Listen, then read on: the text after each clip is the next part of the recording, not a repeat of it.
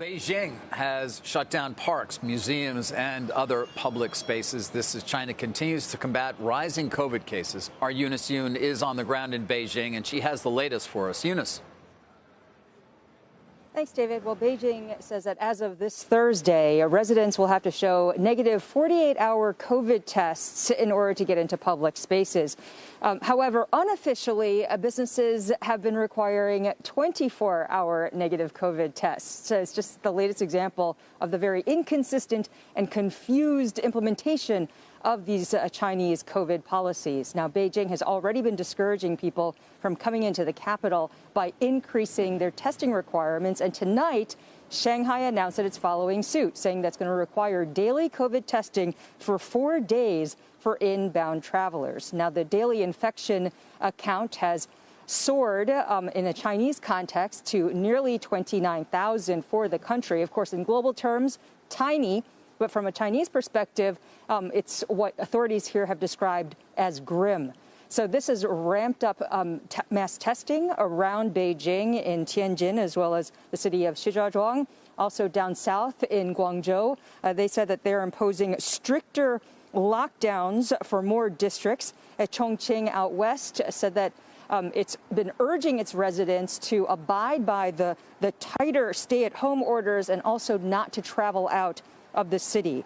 Nomura now estimates that localities accounting for about 20% of China's total GDP are under lockdown or restriction. And this isn't very far off what they had been looking at in April during Shanghai's brutal lockdown. There is some encouraging news, though.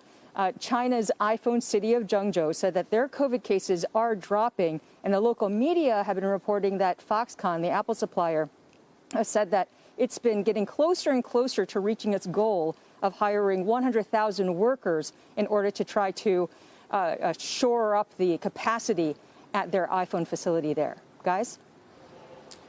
Eunice, it's David. You mentioned, of course, the spring and the impact of that period on GDP. What is your sense right now in terms of how this does compare with the actions taken in the spring?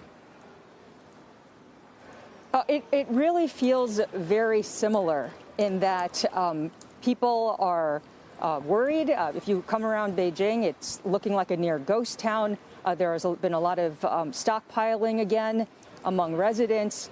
And just overall, there's a lot of uncertainty with trying to get any business done. One difference, though, and I feel like I can't stress this enough, is that because the announcements haven't really been very clear from the top, there's been a lot of unofficial alerts and unofficial decisions. Informally, businesses are being told to shut down, or residents are suddenly going to lockdown, and people don't really know why. And because of all these decisions being decentralized and going into local hands, it just makes it that much more opaque in terms of the way that these COVID policies are being implemented. Eunice, I wonder, is it common knowledge among the Chinese population how much our own lives in the West, in Europe, in the United States have gotten back to normal because of mass vaccination? There is an awareness, especially when you look at what people say on the internet. In fact, people have become much more sarcastic about, and I think bravely so and unusually so, which just shows the degree of frustration that people have here about these COVID policies. So there is an awareness, but again, it's censored. So it's a very kind of more educated group of people that would be aware of what's going on.